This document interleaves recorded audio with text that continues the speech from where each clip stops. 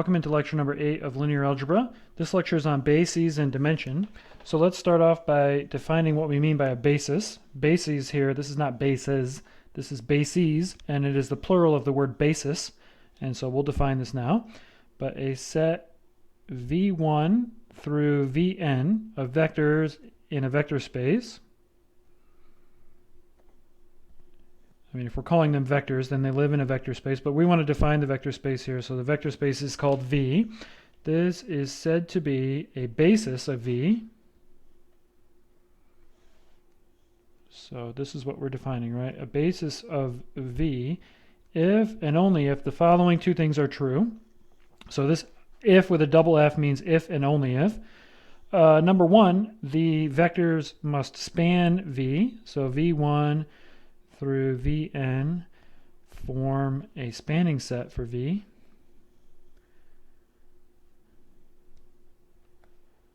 Remember, that means that we can build any vector in V as a linear combination of these vectors. And then number two, not only do they span V, but they are linearly independent in V. So this set here is linearly, the set being V1 through Vn, is linearly independent in V. And so what this means then is that this is a set of vectors that span V, which is the smallest possible number. It contains the smallest possible number of vectors to span the set. That's the linear independence here. And we studied linear independence in previous lectures, and we know that if you add a vector to a set of linearly independent vectors, so if a set of vectors spans a set, we proved this in the last lecture, a set of vectors forms a spanning set, and you add a vector, they will still span the set, right? But if they were linearly independent, if you add another vector, they will no longer be linearly independent, okay? So a basis is then kind of this ideal set of vectors that form a spanning set. Ideal in the sense that it's the least amount of information that you need to determine any vector in the entire space. All right, so let's look at some examples then. We won't work this one out too much, but this one is a basis for the R2x2 space. So I'll write it this way, and then we'll write out exactly what these mean. But the set capital E1, capital E2, capital E3, and capital E4, these form what we call the standard basis. I need to tell you what they are, but I'll define them first, and then we'll write down what they are. But these form the standard basis for the space of 2x2 matrices. So for R2x2. And so here's how these vectors are defined. They're matrices, right? But they're vectors in the vector space. So E1 is the matrix that has a 1 in the upper left position, the 1, 1 position, and zeros elsewhere. E2 is the one that has a 1 in the upper right position and zeros everywhere else. And then you can guess how this is going to go now, right? So E3 has a 1 in the lower left, and E4 has the 1 in the lower right, but otherwise all zeros. And so then, how do we know that these span, right? You can kind of, we won't do this formally, but you can kind of see that these are gonna make, they're gonna span, and they're gonna be the smallest set, right? So we can kind of see this just by doing an example here. So if we have a vector, in this case again a matrix, A, B, C, D, in this space, then we can decompose this to be A times E1 plus B times E2 plus C times E3 plus D times E4, right? It just picks out the letters that correspond to it there. And so, again, what does this mean? It's A times 1, 0, 0 plus B, 0, 1, 0, 0 plus C, 0, 0, 1, 0, and then finally D times 0, 0, 0, 1. Okay? So this set, again, forms what we call the standard basis for R2x2. Now, we've already seen the set of standard basis vectors for the sets Rn, or the vector spaces Rn, right? So I'll write this down, though, just so that we have it documented. But the standard bases for Rn are the sets. There's one standard basis for each n, okay? But they're the sets that contain what we call E1, E2 through En in this case. All right. And how are these defined? Well, these are the vectors in Rn. So EI in Rn is defined by the following. So E sub I, it looks like, let me write it this way. So it's a vector in Rn, right? But E sub I, its jth entry. Its jth entry is equal to 0 if I does not equal j, and it's equal to 1 if I does equal j. All right, so what do I mean by this? Well, in R3, right, E1, its first entry is 1, the rest are 0, right? E2 is 0, 1, 0, and then E3 is 0, 0, 1. And so that's the idea here. So these form the standard bases for our sets R sub n. If you go to R12, you just have these vectors E1, E2, E3. They're not the same though, right? So let's just do it. Let's not go to 12. Let's go to 5. Right? We'll see that these are different. So in R5, E1 is not 1, 0, 0. It's 1, 0, 0, 0, 0. It has to be in R5, right? Same thing. E2 is not the same as 0, 1, 0, but it is 0, 1, 0, 0, 0. All right, so this continues on, etc. So you have to know what space you're working in when you refer to these standard basis vectors, E1, E2, etc. And you can go E1 up to the dimension, right? E1, E2, E3, and then that's where you stop in R3. But in R5, you can go all the way up to R4 and R5. Okay, so these are examples of standard basis vectors, and we're going to talk about bases a lot more. So, and in this lecture. So, let's start though. Well, the next thing, let's just state another definition and a theorem, and then we'll get to some examples and the key thing, which is what happens if you have more than one basis or you want to change between two bases. That's the main focus of this lecture. But again, we need some definitions first. So, here's a definition. Let's let V be a vector space with a basis consisting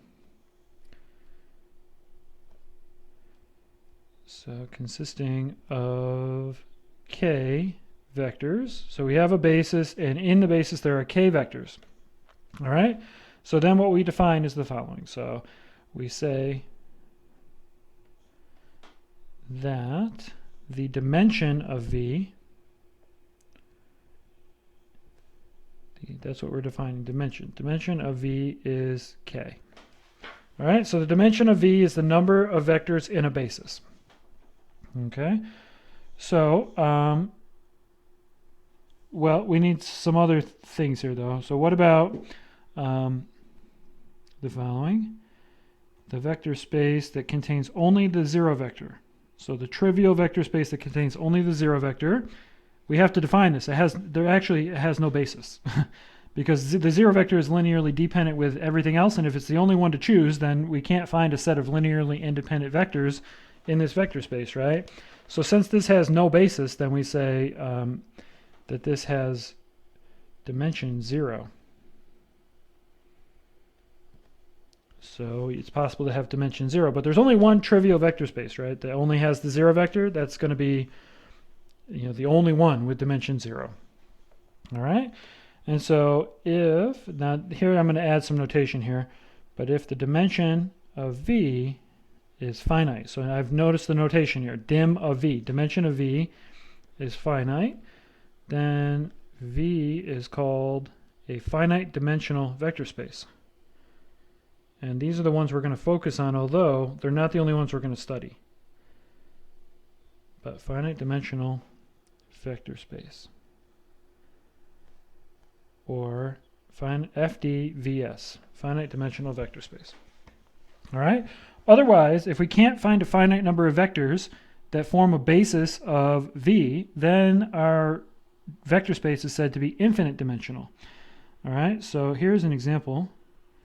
Our function spaces, so Cn of whatever, AB, right? Any interval. This is infinite dimensional. infinite dimensional. We cannot find a finite set of functions that are both span the space and are linearly independent. We can find them that are linearly independent, but not that span the whole space. But this is infinite dimensional. So frequently what we'll do in a space like this is we'll find a subspace and work with the subspace in this class. In the future, you might have to study these function spaces, but this is true for all n, by the way, infinite dimensional for every n. You might have to study these function spaces as infinite dimensional vector spaces in a future class, though. Okay, so before we do an example, let's state a theorem here. And if we're going to define the dimension of a vector space to be the size of its basis in some sense, right, the number of vectors in its basis, the net number of vectors better be consistent, right? If we have two different bases, if you and I both go and choose two different bases for the same vector space, even if the bases are not the same, right, the number of vectors in those bases must be the same, because that's got to be the dimension of the vector space. So here's a theorem that implies that. So I'm not going to prove it, but we'll write it down. So if V is a vector space of dimension n, so if it's of dimension n, then two things are true. Number one, any set of n linearly independent vectors spans V. So linearly independent, all right, is Li. But any set of n linearly independent vectors must span V. And two, any n vectors that span V are linearly independent. So any set of n vectors that span V must be Li. And so taken together, what these mean is that every basis has the same number of elements. So every basis of our vector space V has the same number of vectors, and therefore dimension is a well-defined notion. All right, so as one of your recommended exercises for this lecture, you can actually prove this. So you just write out, you just basically do them both by contradiction, assume not, and show that something bad happens. But we're going to believe this for the rest of this lecture. All right, so let's do an example. Based on everything that we know, I'd like you guys to show, so I'll give you a moment to do this one. But here's an example. Not show, but determine if this set forms a basis for R3. So this set is going to be 1, 2, 3, -2, 1, 0, and then 1, 0, 1. So determine if this set forms a basis for R3. All right, so take a moment, work this one out, and I'll check back in with you in a moment.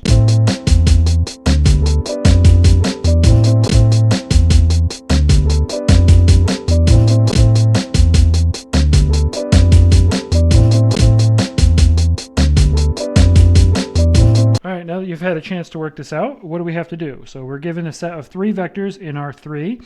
It's not a coincidence that there's 3 vectors here and that this is 3-dimensional real space, right? So we already had kind of this idea of what dimension means geometrically, especially 2 and 3 dimensions, 1, 2, 3. It's the same, right? So because there's 3, that means that we at least have a chance for this to be a basis. If there were only 2 or if there were 4, we would say no right away. We wouldn't have to do anything else, right? Because the number of vectors in our basis must be the same as the dimension of the space. So what do we need to do then? Because of our previous theorem, what we really have to check, all we have to check, right? We have the right number, we have 3. We have to check that these vectors are linearly independent. So we can do that by computing the determinant of a matrix made up of these, right? So if we call this set, let's call this set U, all right? So this set of vectors, which may or may not form a basis for our space, we'll call U. And this has a corresponding matrix, right, which we can get by, which we did this in the previous lecture, right? but we can make this matrix, and we'll also call the matrix U, but we can make this matrix just by kind of removing all the decorations here and make the vectors be the column of the matrix. All right, and so the set U will be a basis if and only if these are linearly independent, right? So if the determinant of the matrix U is not 0. Okay, so that's what we have to compute. So we'll just compute. And I'm sure we're all used to this little computational trick now of how we're going to actually compute our determinant. Just make sure you copy and then carefully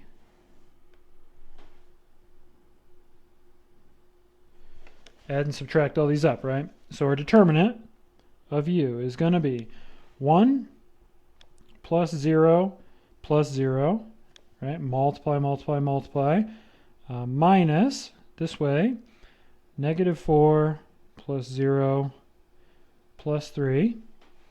All right, so this is 1 minus negative 1, so this is 2. And 2 is not 0, right? That's all we care about. 2 is not 0, and so therefore this set does form a basis.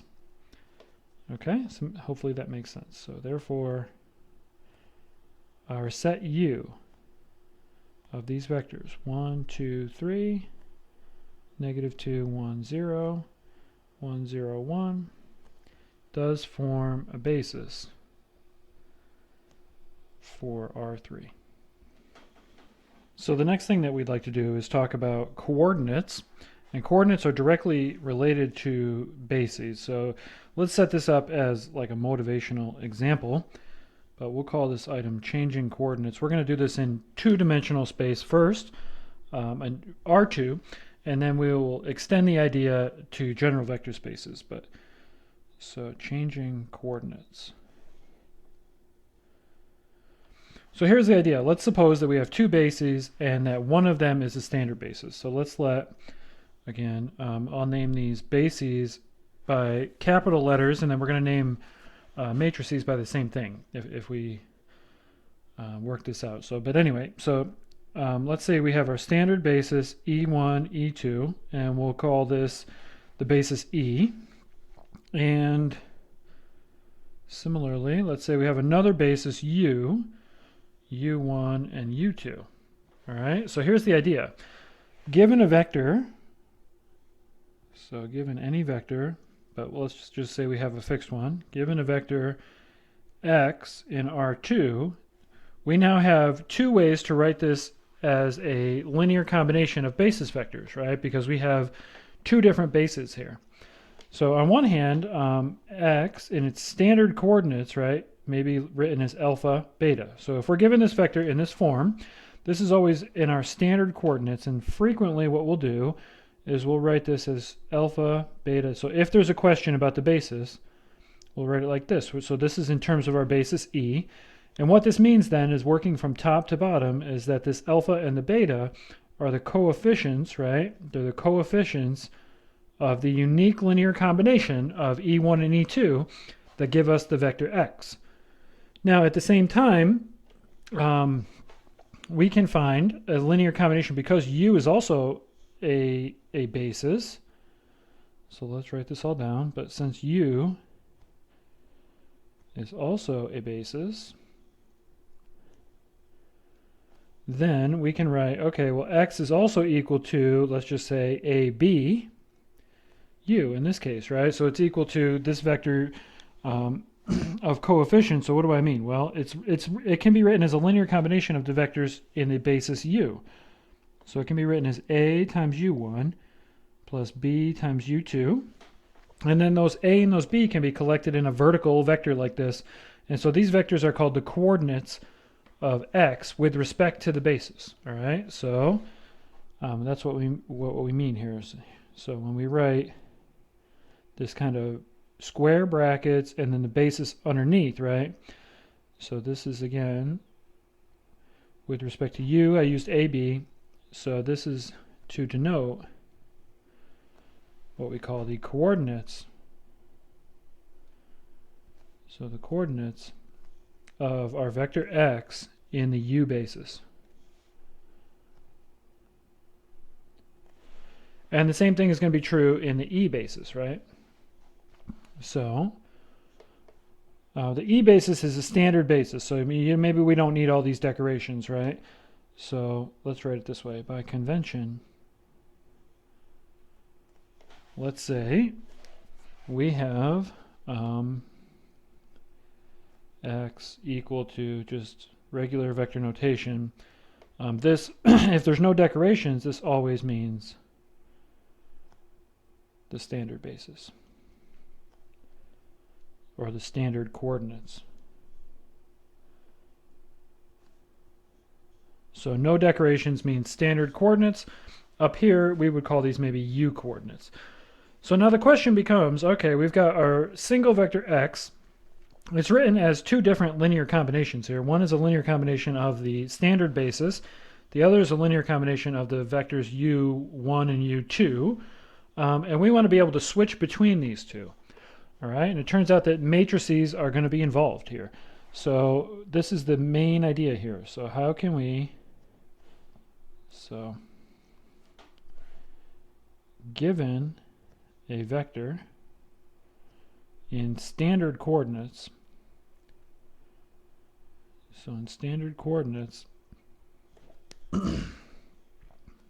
how can we change it to u coordinates?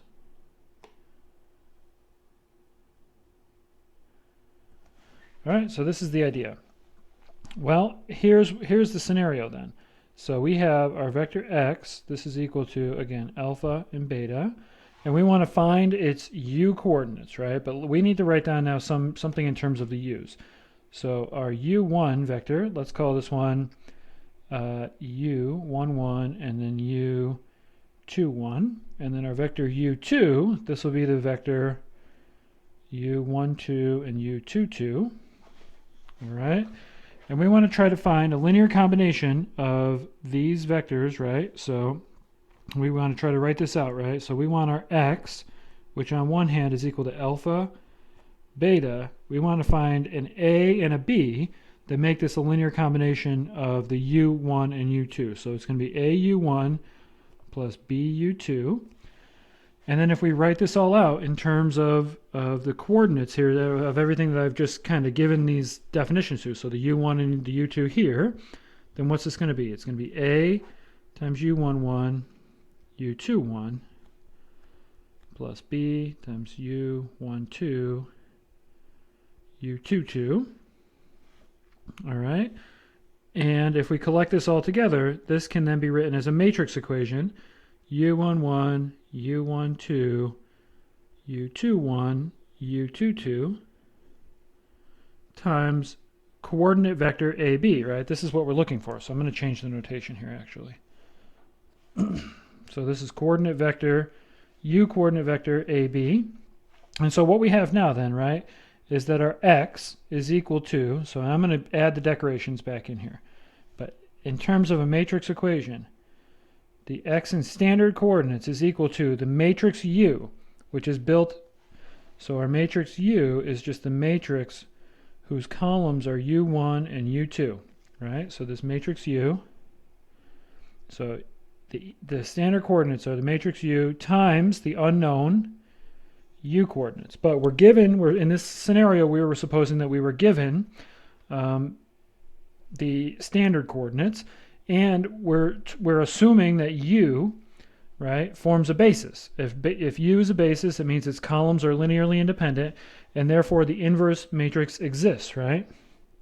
So U inverse, this matrix exists since U, the set U, U1, U2, forms a basis. And thus we get this result. We can multiply by the inverse, right? So then U inverse times X, actually, we can drop this decoration now, because whenever we write it without decorations, it's in standard coordinates.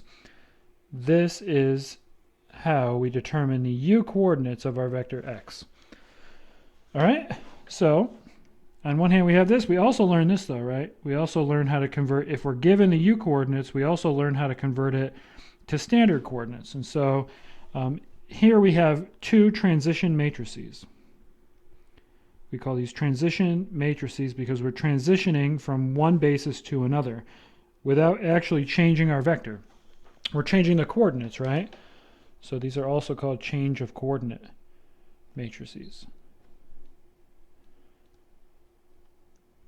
So I'll just write change of coordinates. So here's the idea.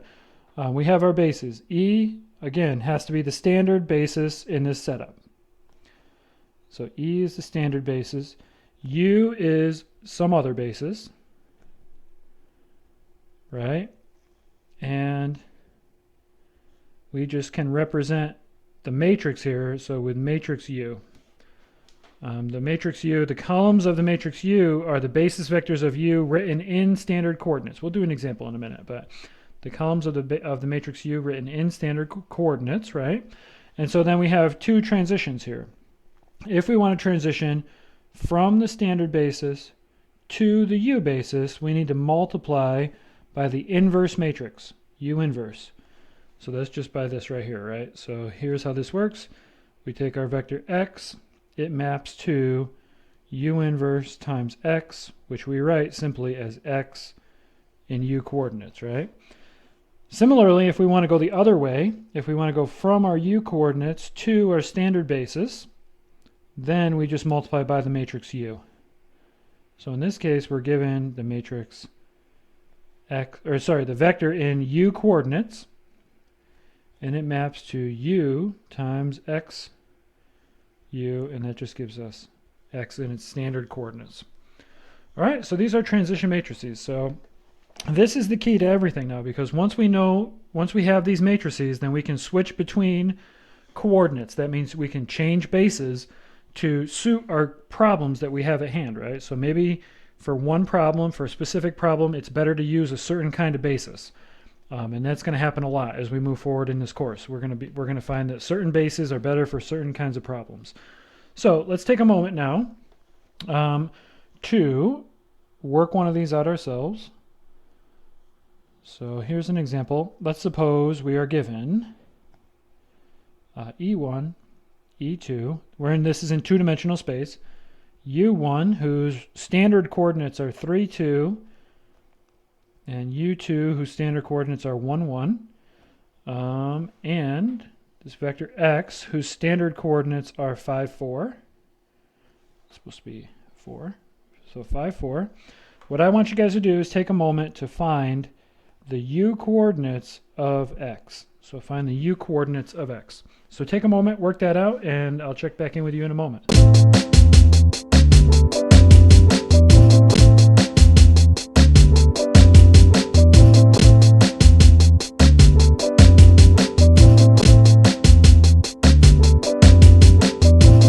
All right, let's see how you did.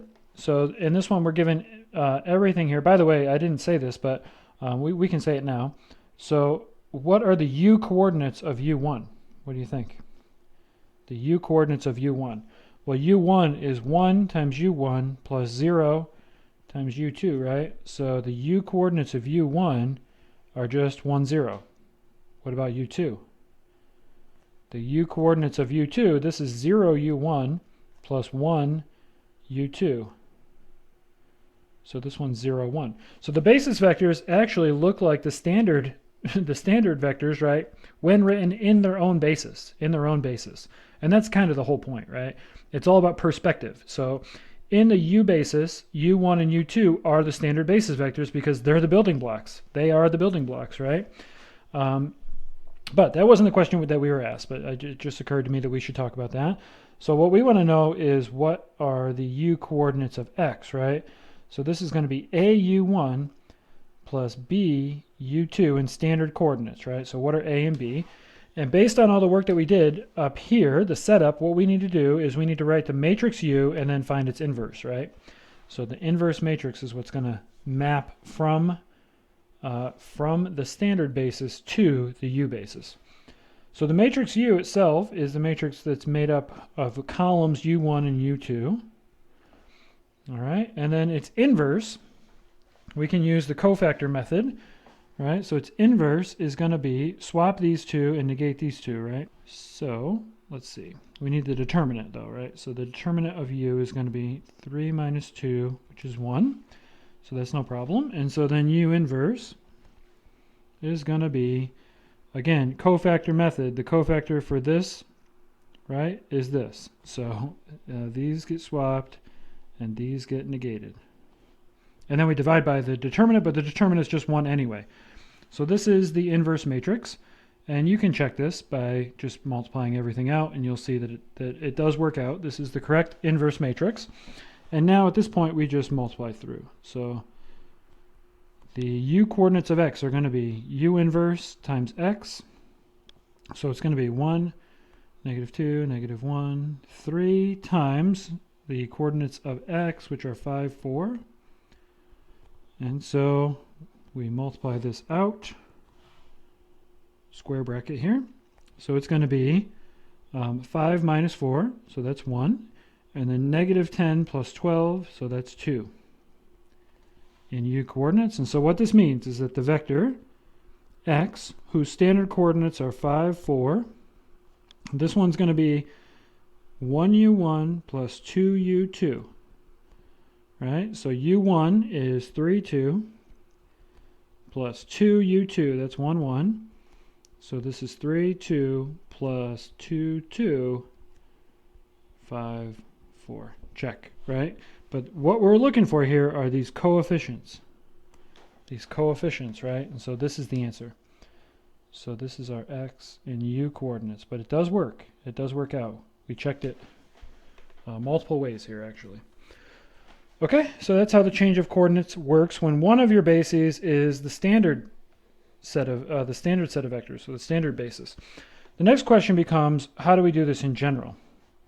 All right, so in general, if we have two bases and neither one is a standard basis, so if u is equal to the set, say u1, u2, u sub n, and v is equal to the set v1, v2, v sub n, and these are both bases. So if these are both bases of the same vector space B,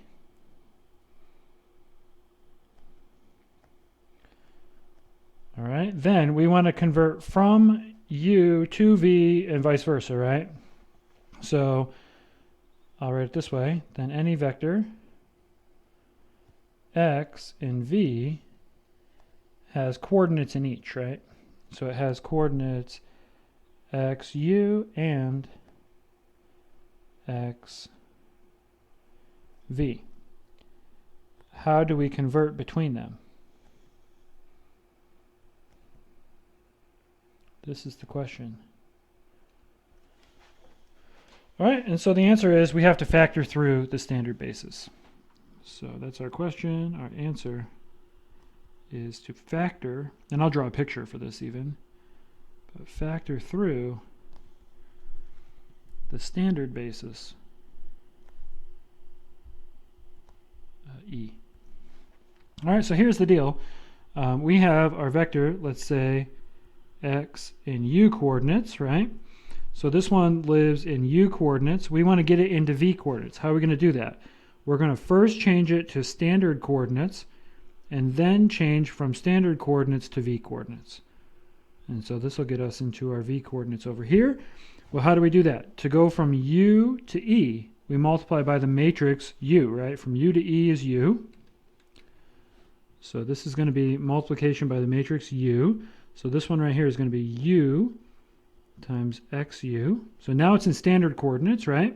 And then from there, so by the way, this is called just x maybe.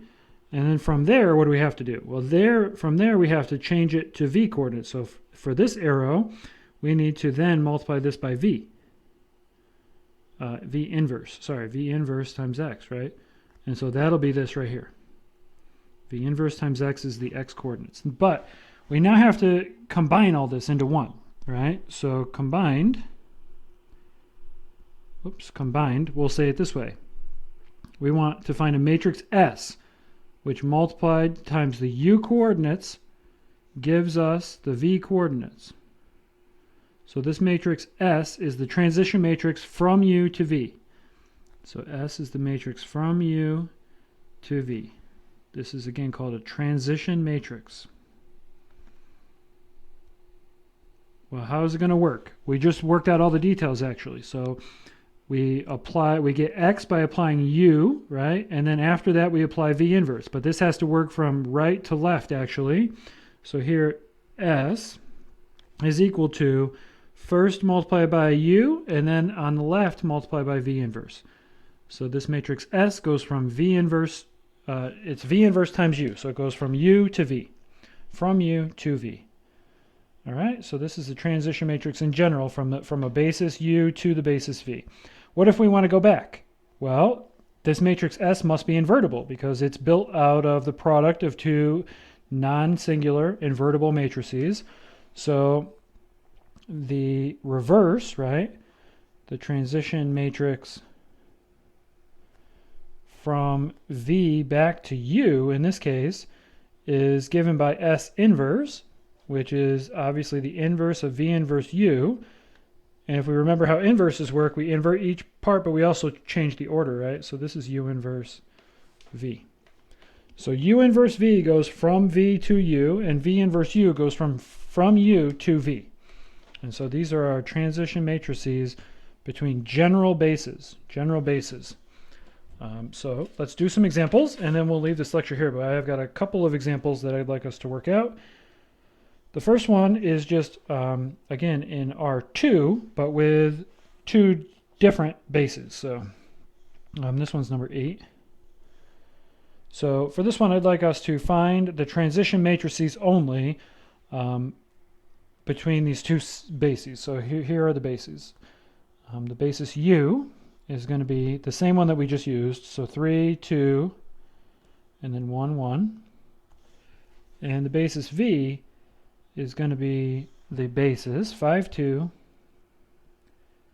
and then 7, 3. All right, I want us to find the transition matrices from U to V and from V to U. And make sure that you label each of them because they will be different, right? So label each of them. So take a minute, work that out, and then I'll check back in with you when you're done.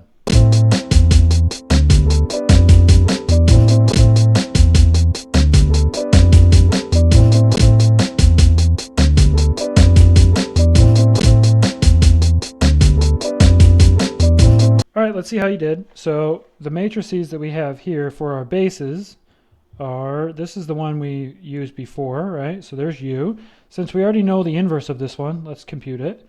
So U inverse, or write it down, I should say. We already worked this one out, right? So this one's 1, 3, -2, -1. Remember, its determinant was 1, right?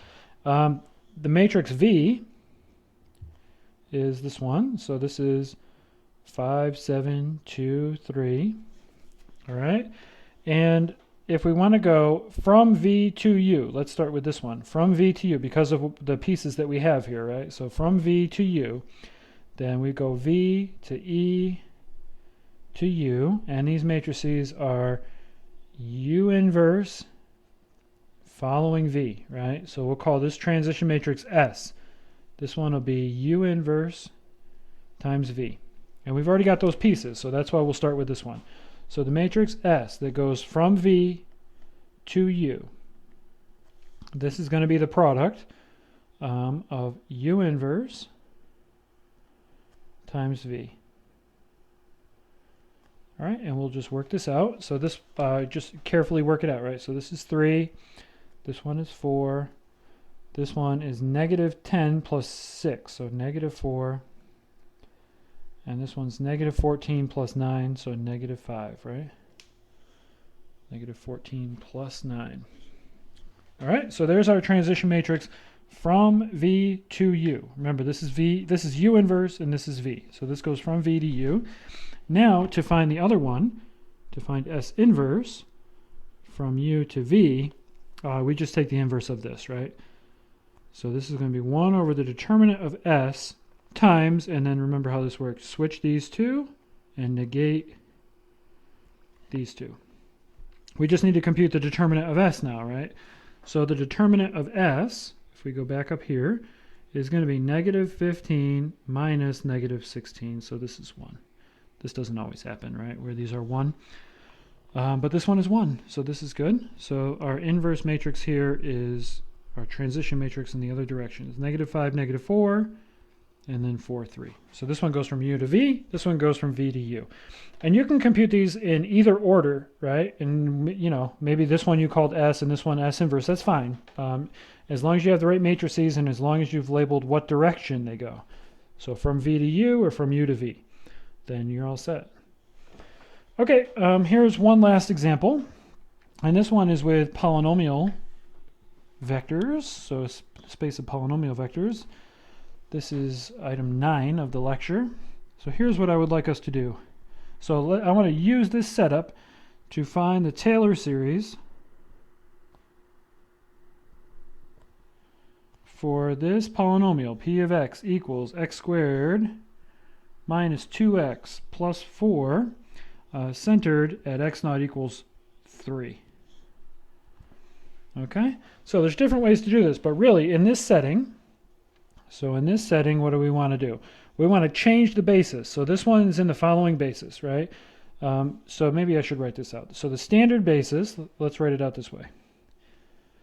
The standard basis for this, these are in P3, right? For P3 is this set, we'll call it E again. This is the one that needs no decorations, but this one is going to be 1x x squared. Okay, 1x x squared. And so that means that the coordinates of of this vector P, now we need a decoration, right? So the coordinates of P in E. Now we need this decoration now because we're writing it in coordinates. It's important, right? We have coordinates. It's going to be actually kind of the reverse because the basis is ordered. I've given it an ordering here, right? 1, then x squared. So it's going to be 4, negative 2, and then 1. All right, so there's the standard coordinates of this vector P. And what we want to do is change it to, change to the following basis, which we'll call U. Let's call it T, actually, for Taylor, because we called this a Taylor series at this point, right? So this basis, if it's going to be centered at 3, then the basis is going to be 1, x minus 3, and then x minus 3 squared. So change it to these coordinates and then interpret it in terms of this. So give it a try. Try to change the coordinates, see how it goes, and then check back in and we'll do it together.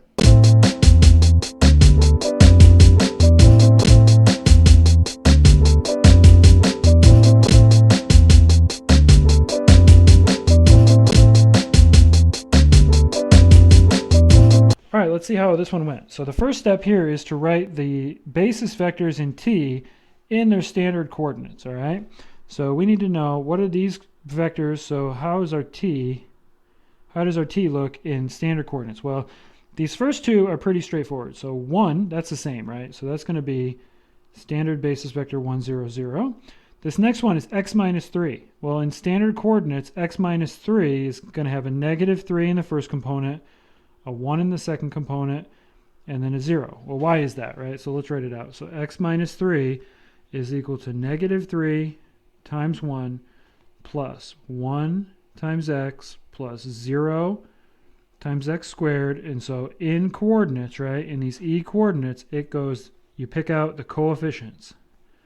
Negative 3, 1, 0. All right, so there's the standard coordinates. We have to do the same thing with this, right? X minus 3 quantity squared. Well, what's this going to be? Let's just multiply it out first. It's x squared minus 6x plus 9, right? So rearrange everything. What's it going to be? It's going to be 9 times basis vector 1 plus negative 6 times basis vector x plus 1 times x squared. All right, and so we can then put that in vector form. It's going to be 9, negative 6, 1 moving down. Right? And so there's our basis T. written in standard coordinates. So now that's the first step. This means that we can make our matrix T. Our matrix T, we can just drop all the decorations, right? 1, 0, 0, -3, 1, 0, 9, -6, 1. And if we want to convert our polynomial from standard coordinates to T coordinates in this case, then we need to find the inverse of this matrix, right? So the inverse of this matrix, we can use our cofactor method if we want to, or you can just compute by some other means, right? But if we use the cofactor method, we just have to be careful to make sure that we take the transpose, right? Remember, the inverse is the 1 over the determinant times the transpose of the cofactor coefficient matrix. It's the adjoint that you need, right? So let's make the cofactor matrix of T. And then we'll take its transpose to get the inverse. So the cofactor matrix, remember, you just go term by term, you take the determinant. So this one's going to be 1. This one's going to be negative, and then it's going to be 0. This one's going to be here. It's going to be positive. Determinant of this is 0. And then you just work your way through, right? So this one's going to be negative times -3. So that's +3. You should check all this work on your own, right? This is the 2, 2 position. So it's +1. This one, this position is going to be 0, right? And then we go down to this position, cross these off. This one's going to be 18 minus 9, which is 9. This is in a positive position, so that's a 9. And then this position, it's going to be -6, but it's in a negative position, so that's a 6. And then 3, 3 position is positive, that's a 1. So there's the you should check this, right? But this is the cofactor matrix. The determinant of this matrix is 1, right? And so the inverse matrix, T inverse, is take the transpose of this. So transpose and then divide by the determinant of T. And so this just gives us this. 1, 0, 0. 1, 0, 0, 3, 1, 0, 9, 6, 1. So notice what happened, right? Some of these just changed their sign. You can work all this out. But there you go. There's the change of basis matrix now. We need to now apply this to our given vector, right? So our given vector was P 4, -2, 1. So the Taylor coordinates centered at 3 are going to be given by T inverse times the coordinates, the standard coordinates. So this matrix is 1, 0, 0, 3, 1, 0, 9, 6, 1, moving in columns here, times standard coordinates were 4, -2, 1. All right, and then we just carefully multiply this out. So this is going to be what? 4 plus 9 is 13 minus 6, so that's going to be 7. Right? You should check this, but so 4 plus 9 is 13 minus 6, yep. Then we're going to have what? -2 plus 6, so that's 4, and then finally 1. And these are in our T coordinates. So what does this mean? So those are the T coordinates of our polynomial. So this means that our polynomial P of x should be equal to 7 plus 4 times x minus 3 plus 1 times x minus 3 quantity squared. All right, and so let's just check it by working it out. All right, so this was 7 plus 4x minus 12 plus x squared minus 6x plus 9, and then combine like terms. So x squared minus 2x, 4x minus 6x is -2x, right? And then plus, we have plus 16 minus 12, so plus 4, x squared minus 2x plus 4. X squared minus 2x plus 4. It's exactly right. So this is therefore the Taylor series, right? This is the Taylor series for this polynomial centered at 3. All right, so we don't have to use the lingo of Taylor series, by the way. There may be easier ways to do this when you use this lingo, but using the change of basis matrices definitely works. Maybe it's a little more work than you would like, but it worked out. We got the right answer because this is now in the basis 1, x minus 3 squared, and we worked it out just by using algebra to make sure that it actually equals the same function that we started with. So let's leave this lecture here, and I'll talk to you guys in the next one.